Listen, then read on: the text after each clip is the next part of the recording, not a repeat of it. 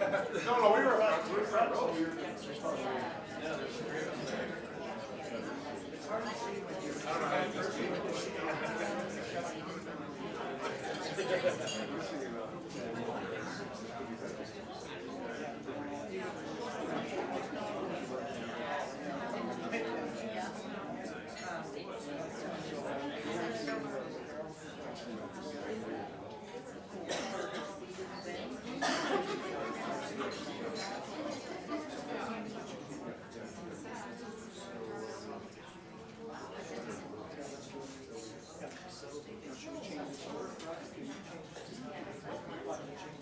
I got the presenter, yeah.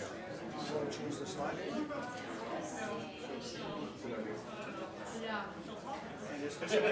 Oh, is it working or not? I'm not going to be using it. It is. You can Yeah, use yeah. it. Good afternoon, everybody. It's 2 o'clock, March 27th. The IME boot camp begins. We're on behalf of Western Medical Assessments, we're really pleased that everybody took the time today to come on out. My name is Ken Burr. I'm the Director of Business Development at Western Medical Assessments, and I'll be introducing Dr. Hodkinson in a second. And one of my colleagues, Beverly Phillips, who just joined us yesterday, was at the front helping check people in. Along with giving everybody a big welcome and thanks for coming out on a Wednesday afternoon, I want to just give you a little overview of what you're going to be experiencing this afternoon. We are here for a real boot camp. There's going to be a lot of information coming at you. And so we're not going to be apologizing for that, but we are going to have some fun along the way. Dr. Hodkinson has, as always, has a few tricks up his sleeves. And there's quite a bit of humor in this presentation to keep it as engaging as possible. We're going to go for about an hour, and then we're going to have a 15-minute intermission to get up a bit, and then we're going to go for the final hour. We're thinking about having the questions mostly at the end of the session, so we would encourage you to hold your questions just because we have so much information. We want to try to get through this as much as possible. But at the end, I want to stress that Dr. Hodkinson will be here as long as it takes. So if you have questions about this session, if you have questions about a case, if you have questions, anything to do with medicine, which he's dedicated his life to and loves to talk about and like to share his passion, then by all means, he's here as long as it takes. We are going to have a little door prize as well at the end for people who are here at the end. So if you didn't get a little ticket on the way in during the intermission, if you could get that ticket. I also want to note that I think we probably missed a few people for those folks who need accreditation. So we're doing accreditation for CPHR Alberta, so for people in human resources, and for those insurance professionals that need AIC accreditation. This course was on the agenda for the AIC accreditation committee meeting Friday afternoon, and we believe it'll be posted pretty soon. We haven't heard otherwise, but certainly use me as a go point to confirm that. And I will be assisting everybody with their accreditation needs with the form to make sure you get the credit you need and deserve. And then there's also the CDSPM. I always get that wrong. There's several of those folks here today, and we're very grateful for that as well, and their support, and we'll make sure you get accreditation for that as well. So I just want to give a short introduction to Dr. Hodkinson. Dr. Hodkinson has a long and distinguished career as a scholar, physician specialist, teacher, public health advocate, and successful medical entrepreneur.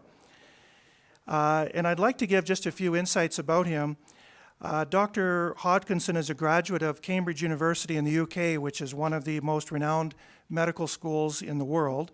He is a Royal College certified specialist in pathology, which is really the study of causation, which is why his role with us as our CEO and medical director is so invaluable. And he's also had a number of leadership positions in organized medicine, both provincially and nationally. Dr. Hodkinson is also chairman of a game-changing biotechnology company in DNA sequencing headquartered in North Carolina.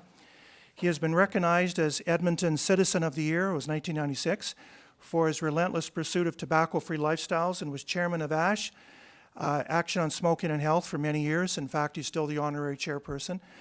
And for those of you who don't already know Dr. Hodkinson, because he's one of those people whose reputation does precede him, he spends much of his day on the phone discussing medical matters with clients as a value-added service of Western Medical Assessments. He oversees all aspects of quality assurance to ensure that all WMA reports offer supportable, evidence-based opinions. You will enjoy Dr. Hodkinson's reverent wit, politically incorrect wisdom, and intellectual honesty. Please join me in welcoming Dr. Roger Hodkinson.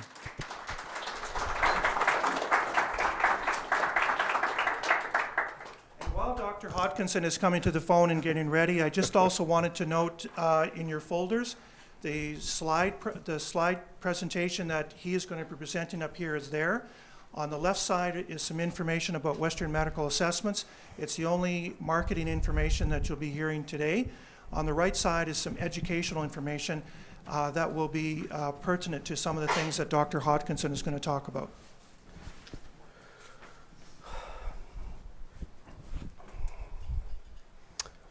Thank you very much, Ken. I'm going to stop undressing when I rolled up my shirt sleeves. This is a boot camp. You're not going to do much work, but there'll be a fast pace. I make no apologies for that. There's a lot of stuff to get through. We're trying to make it as interesting as possible. And you be the judge. Feel free to help yourself to whatever refreshments during my talk. I don't mind you standing up and moving around a bit. As Ken said, I'd rather questions be at the end, just so that we know how to manage the time. Before we get started, just a little bit of feedback from me in terms of who's here. We know who registered, but just a relative show of hands. Those people from what might be best described as the MBA insurance industry. Just put up your hands. Come on, Intact, where are you? Come on. There we go. All right, and those of you in employer positions, oh, that's nice. Yeah, that's more than I thought. Excellent. Defense lawyers and plaintiff lawyers. 3 of you. You're in a minority, and I'm here for your defense, okay? Well, that's great. Let's get started with my presentation, with getting a quote squared away right off the bat, because this whole business of IMEs is not about playing to any audience, whichever side you're on. It's about clarity. It's about supportable opinions. You never get certainty in medicine. It's one of the nice things about the profession. It's full of uncertainty. In fact, I used to teach medical students that medicine is actually the science of applied statistics, or the art of applied statistics, even better. Every moment you're pressing a button up here and trying to get probability statements out of everything that's said, everything you find.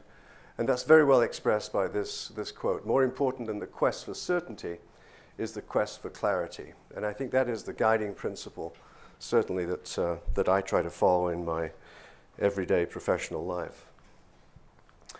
We're going to start from real basics here, because I don't know where we're starting from with any one individual, so pardon me if I'm boring some of you who are so familiar with this, but some key words I think will be worth emphasizing as we go along. IMEs are performed by a physician, usually a specialist, but not always. There are some damn good GPs out there who do independent medical examinations, often in the occupational medicine sort of area. not Royal College certified, but deeply experienced. And we're interested in the diagnosis, causation, and impairment. That's the reason it's highlighted. And treatment recommendations and prognosis. Hopefully, the information will be used in a productive way, ideally by the GP, to try and optimize certain outcomes. Tele-IMEs are a subset of IMEs, really psychiatry. The psychiatrist is in Edmonton or Calgary, and it works very well in remote areas where access to psychiatry is difficult. Functional capacity examinations are a totally different kettle of fish, in which an occupational therapist or a physiotherapist, it's not the sole province of an OT. Some physios do excellent FCEs. And here you're trying to determine disability as opposed to impairment. In other words, the translation of what a clinician finds in examination, range of motion, impairment, as opposed to the translation of that into the workplace, the job description, which is disability, and hopefully a recommended safe return to work plan. And then finally, the third major activity in this whole field is document reviews or medical file reviews. Here we usually have a physician specialist looking at the documentation, addressing the specific issues of the case. Advantages are that it's private initially, it's confidential information that can be used to determine, to triage perhaps, what you want to do next. There's no examination, obviously. So who uses medical assessments? Well, you're all here from different fields, and that's the difficulty of this presentation. Some of what I say will be of great interest to some of you, and not to others, and vice versa. So if you bear with me as we're going through some of the stuff that doesn't really apply to your particular workplace. Employers are interested in disability, a safe return to work. They're interested often in challenging a WCB decision that is adversely affecting their premiums. Insurers clearly want to be sure that the benefits that are being requested are legitimate relative to the event. And lawyers on both sides of the fence use IMEs for obvious reasons. And also a subset of the, this is kind of neat, subset of the legal profession active in medical malpractice, but there are no med-mal lawyers here today, so we won't be dwelling on that at all. Although I would say that I personally find it an absolutely fascinating area, probably more interesting than anything that I do, is looking at med-mal in a very humble way, because so often you enter a med-mal case thinking the outcome's obvious, but are surprised halfway through. To put this in context, there are big numbers out there. And this is just 2013 figures. It's obviously higher now. But the disability management can be so much enhanced to the positive bottom line of a company.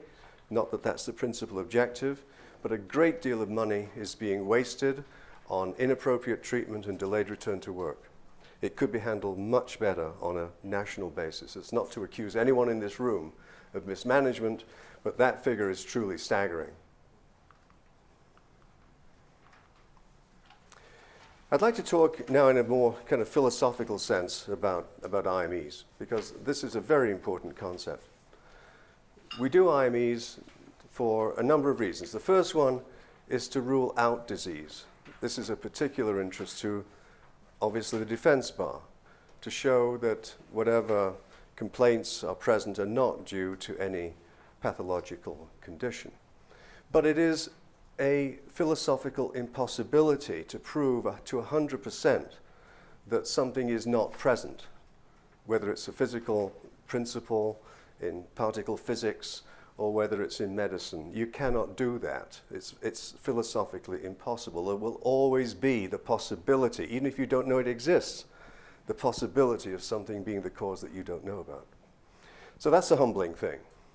And because of that difficulty of ruling out disease, you have to use medical judgment, wisdom if you like, experience from your life experience in medicine. Because what you want to do is try to form a reasonable opinion, but without investigating the individual to the hilt, doing every conceivable medical investigation, which simply runs up the cost to the insurer, to society, and also has the potential of medicalizing the individual, and we'll come to talking about medicalization later on. Apart from ruling out disease, if you're in the plaintiff bar, you want to rule in disease. You want to know exactly what happened in the accident, how it translates in a strict evidence-based fashion into the current symptoms. But that's in the context of everything that happened before the accident and everything that might have happened after the accident. So that context, which is revealed by information that hopefully you can gather, is obviously of great importance. And the essence of that process being to return the person to the pre-event condition, or as lawyers say, to make them whole again. The third one is totally different. The third reason is expediency. We're all, unfortunately, all too well aware of the tremendous difficulty that we have in the current medical system of being referred to a specialist in a timely fashion. 6 months, 8 months, 18 months to even see an orthopod, let alone be operated on, is commonplace. Meanwhile, the clock's ticking for the individual, for the insurance company, and you want to get resolution. So it's well within the parameters of the Canada Health Act to circumvent the system, so to speak, by ordering an IME.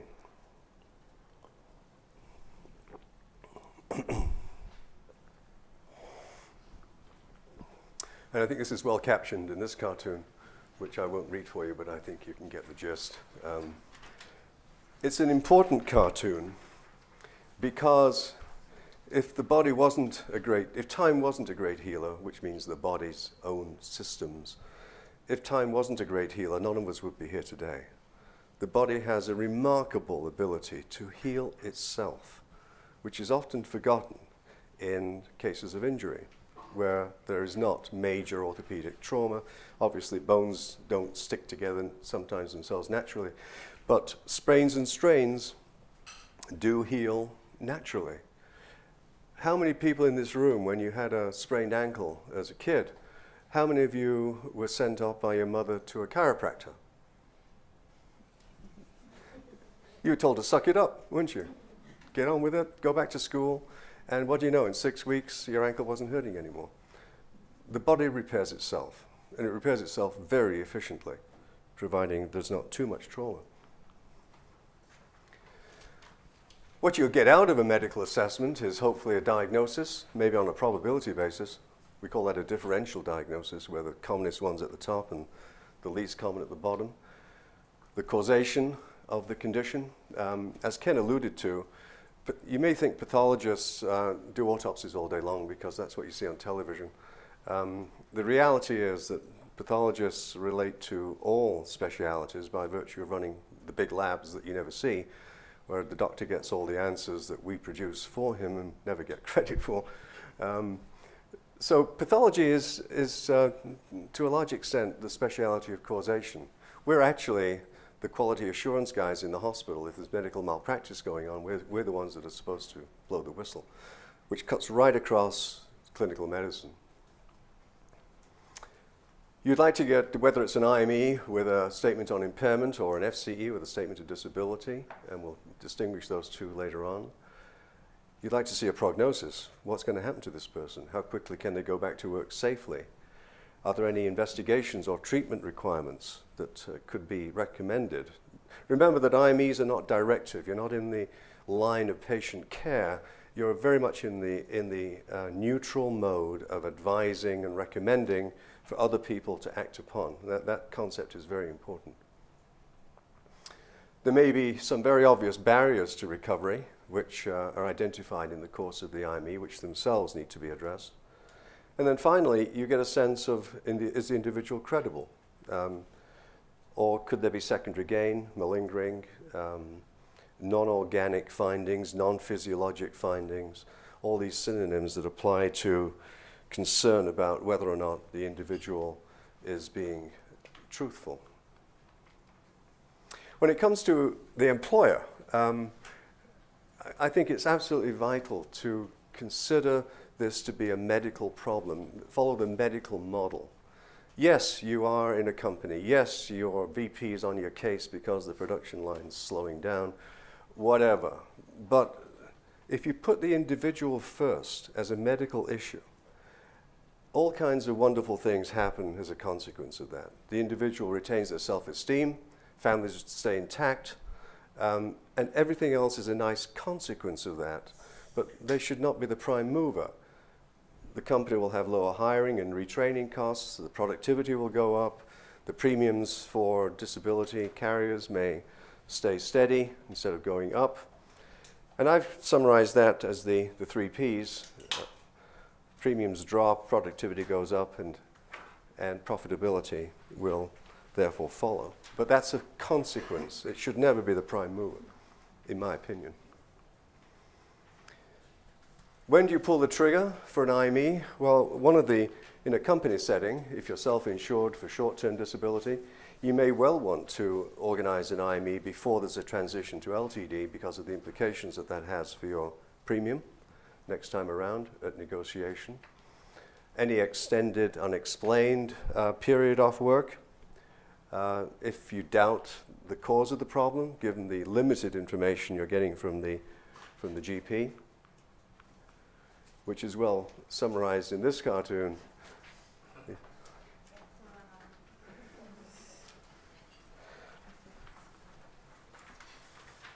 You may dispute the rehab plan.